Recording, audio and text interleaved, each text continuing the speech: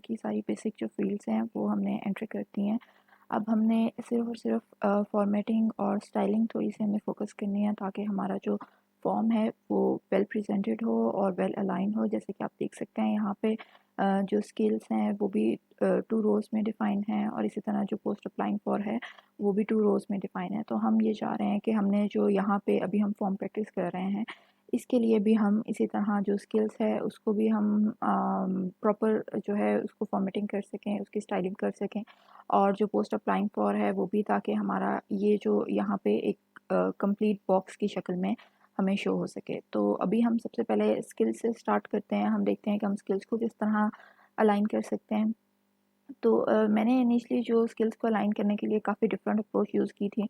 मैंने उसमें 2 रोज़ डिफ़ाइन की थी, लेकिन वो जो है वो काफ़ी कॉम्प्लेक्स मेथड था, क्योंकि उसमें आपको काफ़ी देखना पड़ेगा कि आपको टीडी अलग से डिफ़ाइन करना पड़ेगा, और उसके अलावा तो हम यहाँ पे एक बहुत सिंपल अप्रोच यूज़ करेंगे कि मैं ये चाह रही हूँ कि मेरी जो फर्स्ट 2 स्किल्स हैं वो पहली रो में आ जाएँ, और नेक्स्ट जो है वो उसके बाद आ जाएँ। तो जैसे कि हमें पता है कि अगर हमने न्यू लाइन पे लाना हो जो अपना कर्सर है, तो उसके लिए हम br की कमांड यूज़ करते हैं। तो हम यहाँ पे br की कमांड जो है वो सिंपली यूज़ करेंगे। तो आप यहाँ पे देख सकते हैं, अगर मैं अपनी आउटपुट को रिफ़्रेश करूँ तो मेरी जो स्किल्स हैं वो 2 डिफरेंट रोज़ में आ गई हैं। यहाँ पे मैंने क्या किया है, मैं अभी एक दफ़ा दोबारा एक्सप्लेन कर देती हूँ। ये स्किल का जो कोड था ये हमने सारा पहले लिखा हुआ था। मैंने यहाँ पे सिर्फ़ एक br ऐड किया है फर्स्ट 2 स्किल्स के बाद, ताकि वो वाली जो स्किल्स हैं वो जो हैं चारों स्किल्स जो हैं वो ऊपर-नीचे 2 रोज़ में आ जाएँ। ठीक है? तो अब जब मैंने यहाँ पे सिर्फ़ br का एक टैग यूज़ किया है, तो वो टैग जब मैंने यूज़ किया तो उसके बाद आप देख सकते हैं कि हमारी जो स्किल्स हैं वो परफ़ेक्टली अलाइन हो गई हैं। यहाँ पे थोड़ा-सा ये स्पेसिंग का इश्यू है, ये अब आप यहाँ पे स्पेस दे सकते हैं अगर आप चाहें तो, ठीक है? ताकि ये भी एक दूसरे के बिल्कुल नीचे आ जाएँ। उसके बाद नेक्स्ट हमारी जो है, अब हमारे पास पोस्ट अप्लाइंग फॉर है, उसके लिए हम देख सकते हैं यहाँ पे हमारे पास डिफरेंट फील्ड्स हैं, लेकिन ये बहुत ज़्यादा बॉक्स से बाहर जा रही हैं। हमारा बाकी जो सारा फॉर्म है वो यहाँ पे एंड हो रहा है, लेकिन हमारी जो पोस्ट अप्लाइंग फॉर है वो यहाँ पे जाके एंड हो रही है। तो मैं इसके लिए भी चाह रही हूँ कि हमारी जो फर्स्ट 2 पोस्ट हैं वो फर्स्ट रो में आ जाएँ, उसके बाद नेक्स्ट जो है वो नेक्स्ट लाइन पे चली जाएँ। तो उसके लिए अगेन हम अपने कोड में जाएंगे, यहाँ पे स्क्रॉल डाउन करते हैं जहाँ पे हमने पोस्ट डिफ़ाइन की हुई हैं। ये हमारी सॉफ्टवेयर इंजीनियर की ट्रेनी की पहली पोस्ट है, सॉफ्टवेयर इंजीनियर दूसरी। तो इसके बाद हम एक br का टैग यूज़ करेंगे, ठीक है? सेव करते हैं और चेक करते हैं कि हमारे पास आउटपुट पे क्या शो हो रहा है। अब आप ये देख सकते हैं कि यहाँ पे मेरे पास ये आउटपुट पे परफेक्टली ट्रेनी और सॉफ्टवेयर इंजीनियर जो है वो फर्स्ट लाइन में आ गए, उसके बाद टीम लीड और प्रोजेक्ट मैनेजर जो हैं वो नेक्स्ट लाइन में आ गए। उसके बाद अब हमारे पास नेक्स्ट जो है वो हम ये चाह रहे हैं कि अब, लेकिन इसमें जो अब एक इशू है, यहाँ पे अगर हम अपनी फाइनल आउटपुट में देखें तो ये सब आपस में काफ़ी क्लोजली जो है वो अलाइन है। तो अब मतलब क्या वजह है कि यहाँ पे इनके बीच में स्पेस जो है, मतलब फॉर एग्जांपल अगर मैं देखूँ तो ये फुल नेम और जो इसका इनपुट है उसके बीच की जो स्पेस है वो बहुत कम है, लेकिन यहाँ पे मेरे पास जो फॉर्म है उसके बीच में फुल नेम और उसकी इनपुट फील्ड के बीच में जो स्पेस है वो बहुत ज़्यादा शो हो रही है। तो इस स्पेसिंग की मैं आपको रीज़न बताती हूँ। आप जब भी कोई जो अपनी रो है या जो भी आप कॉलम के अंदर कोई भी डाटा जो है वो जब एंटर करते हैं, जैसे फॉर एग्जांपल मैंने यहाँ पे ये एंटर किया हुआ है, नोटिफाई मी वाया ईमेल, ठीक है? अब ये जो लाइन है, या जैसे ये I agree to the terms and conditions, ये अब लाइन यहाँ पे जाके एंड हो रही है।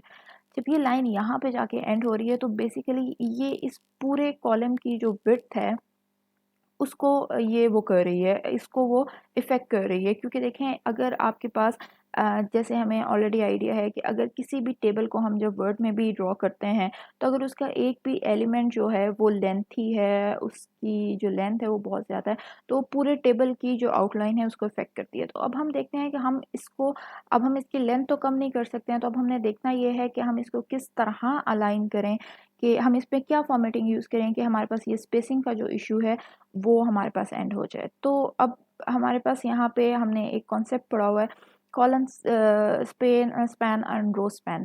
कॉलन स्पैन और रो स्पैन बेसिकली क्या करता है कि टेबल का फॉर एग्जांपल अगर ये टी डी है यहाँ पे, तो अगर मैं यहाँ पे अभी फ़िलहाल इसके लिए मैंने कॉलन स्पैन जो है वो कॉलम स्पैन जो वो बाय डिफ़ॉल्ट 1 है, लेकिन अगर मैं इसको ज़्यादा कॉलम स्पैन जो है वो असाइन कर दूँ, तो इसका मतलब है कि फिर मैं ये जो हमारा आप कह लें कि सॉफ्टवेयर होगा, उसको हम ये बता रहे हैं कि ये जो है ये ज़्यादा कॉलम्स में आएगा, तो इसकी वजह से बाकी जो टेबल है उसकी स्पेसिंग पे फ़र्क नहीं आना चाहिए। तो अभी हम अपने वापस कोड में जाते हैं और हमने यहाँ पे I agree to the terms and conditions, यहाँ पे टीडी हम colon span is equal to, let's say मैं भी इसको 3 दे देती हूँ। हम वापस अपनी आउटपुट में जाएंगे, रिफ्रेश करेंगे।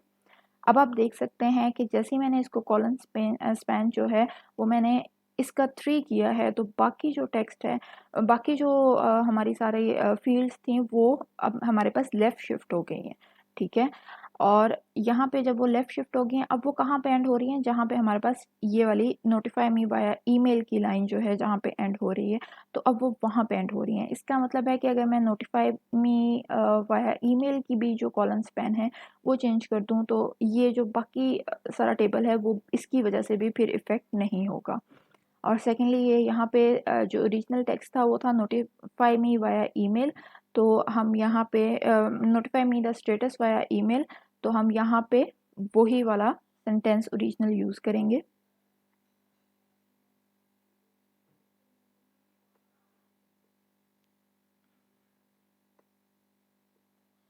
Notify me the status via email मैंने कर दिया। अब मैं यहाँ पे इसका कॉलम स्पैन जो है, कॉलम स्पैन मैं वो चेंज करूँगी, इसको भी मैं 3 असाइन कर देती हूँ। लेट्स से कंट्रोल एस किया। अब हम यहाँ पे चेक करते हैं। अब आप देखें आपके पास ये फर्दर जो स्पेस थी वो अलाइन हो गई है। तो अभी हम यहाँ पे,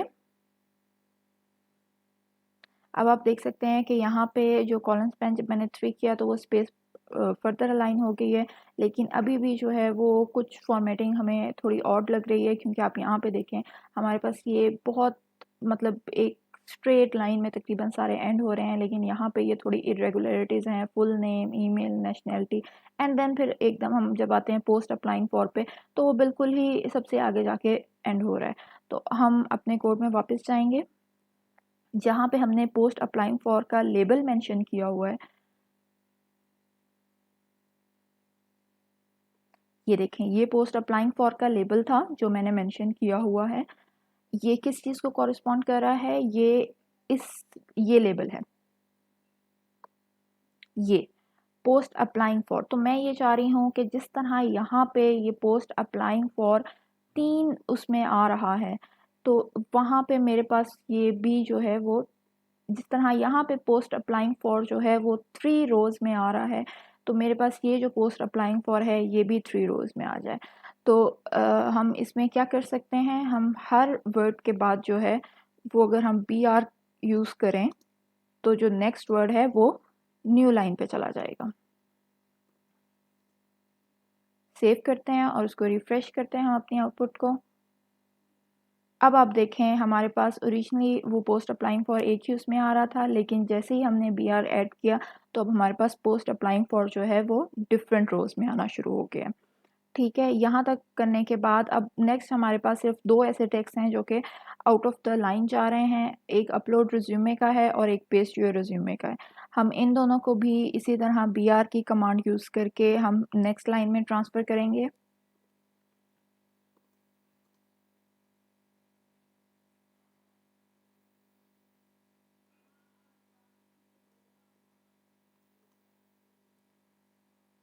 अब हम अपनी आउटपुट को रिफ़्रेश करते हैं। अब आप देख सकते हैं कि हमारे पास यहाँ पे full name, email, gender, nationality, अब ये जो है वो परफेक्टली एक तकरीबन लाइन में एंड हो रहे हैं सारे। यहाँ पे इनकी बीच जो स्पेसिंग है वो भी कम हो गई है। ठीक है, अगर मैं चाहूँ तो मैं इस बॉक्स को फर्दर रिड्यूस कर सकती हूँ, जो मेरा सैम्पल रिज्यूमे टेक्स्ट वाला बॉक्स है, इसको अगर मैं फर्दर रिड्यूस करना चाहूँ तो इसके लिए मैं यहाँ पे मैंने ये मेरा टेक्स्ट एरिया वाला मल्टी टेक्स्ट जो बॉक्स मैंने डिफ़ाइन किया हुआ था, इसकी मैं यहाँ पे रोज़ में जाऊँगी और इसको मैं फर्दर 3 कर देती हूँ। ओके, अब हम देख सकते हैं कि हमारे अब जो मोस्टली फ़ील्ड्स हैं वो हमारे पास इस एप्लीकेशन फॉर्म से सिमिलर हो चुकी हैं। हमारे पास नीचे notify me the status via email आ रहा है। अब हमारे पास जो सिर्फ 2 चीज़ें रिमेनिंग हैं वो फर्स्ट ये है कि हम किस तरह ये जो हमने इसको फॉर्म को आउटलाइन दी हुई है, हम नहीं चाह रहे कि ये फुल पेज पे है, हम चाह रहे हैं भई जहाँ पे हमारा फॉर्म क्लोज़ हो वहीं पे ये आपकी जो आउटलाइन है ये भी ख़त्म हो जाए। और सेकेंडली हम ये चाहते हैं कि ये जो सबमिट और रीसेट का बटन है ये सेंटर में आ जाए। तो अब मैं इसके लिए हमें जैसे कि हमने क्लास में डिस्कस किया था कि इसके लिए एक जो टैग यूज़ होता है वो अलाइन का टैग है। मैं इसको अलाइन का टैग यूज़ करती हूँ और मैं इसको सेंटर कहती हूँ। अब अगर मैं इसको रिफ़्रेश करूँ, ठीक है? अब क्लास देखिएगा यहाँ पे पहले ये मेरे पास यहाँ पे था सबमिट रीसेट का, मैंने इसको सेंटर अलाइन का जो है वो मैंने अब टैग इसको असाइन किया है। मैं आउटपुट को रिफ़्रेश करती हूँ तो मेरे पास वो उसकी स्पेस चेंज नहीं होती है। क्या क्या रीज़न है? मैंने तो अलाइन जो है उसको सेंटर कर दिया लेकिन वो अभी भी जो है वो उसकी अगर रीज़न चेंज नहीं हो रही है तो उसके लिए हम जो है वो अपने ज़रा टेबल की हमने जो बॉर्डर ज़ीरो किया हुआ है हम उसको वापस 1 करके देखते हैं ताकि हमें पता चले कि हमारे टेबल के सेल्स कहाँ से एंड हो रहे हैं और कहाँ पे स्टार्ट हो रहे हैं।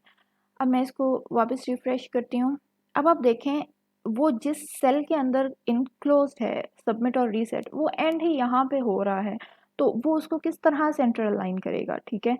मैं क्या करती हूँ यहाँ पे मैं इस टीडी को अलाइन के साथ-साथ मैं इसको एक और कमांड यहाँ पे देती हूँ और वो मैं colon span is equal to मैं इसको 3 कॉलन स्पैन असाइन करती हूँ। सेव करते हैं और देखते हैं कि इसका क्या इफ़ेक्ट आ रहा है। अब आप ये देख सकते हैं कि मेरे पास जब मैंने इसको सबमिट और रीसेट का बटन को मैंने कॉलम 3 असाइन किया, तो अब हो क्या रहा है यहाँ पे कि वो बेसिकली सब कॉलम्स जितने कॉलम्स थे, उसको ये पता चला कि इस उस कमांड के थ्रू हमने ये शो किया कि उसने उन सब कॉलम्स के अंदर ये आ सकता है, ठीक है?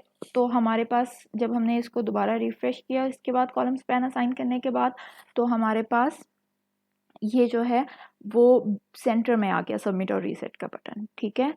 अब हम अपनी जो आउटपुट है जो हमारा टेबल का बॉर्डर था उसको हम वापस 0 कर सकते हैं और अपनी आउटपुट चेक करते हैं। अब आप ये देखें हमारे पास सबमिट और रीसेट का बटन जो है वो सेंट्रलाइज्ड हो गया है। Notify me the status via email भी शो हो रहा है, बाकी भी सब फील्ड जो हैं वो परफेक्टली असाइन है। अब हमने सिर्फ और सिर्फ जो हमारी ये फील्ड थी जो हमने अपनी लेआउट की थी इसकी फील्ड सेट के थ्रू, अब हमने सिर्फ उस लेआउट को चेंज करना है, ठीक है? तो लेआउट को चेंज करने के लिए हमारे पास ये मैंने इंटरनेट से सर्च किया था। डायरेक्टली आप अगर जाके लिखेंगे कि how to adjust the size of field set according to form width, तो वहाँ पे आपको गूगल पे इसके रिजल्ट्स मिल जाएंगे। इसके लिए हम स्टाइल की कमांड यूज़ करेंगे, विड्थ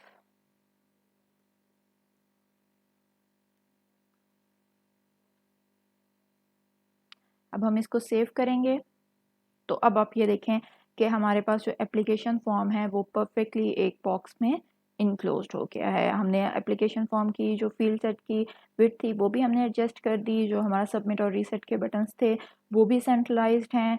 इन जो 2 हमारे पास टेक्स्ट मौजूद थे notify me the status via email, इसकी वजह से बाकी टेबल की विड्थ पे भी कोई इफ़ेक्ट नहीं आ रहा। तो इस तरह आप अपना एप्लीकेशन फॉर्म जो है उसको पहले आप जनरेट कर सकते हैं और उसके बाद आप उसको फर्दर जो है वो आप उसको अलाइन और स्पेसिंग की इश्यूज़ जो हैं वो आप रिज़ॉल्व कर सकते हैं।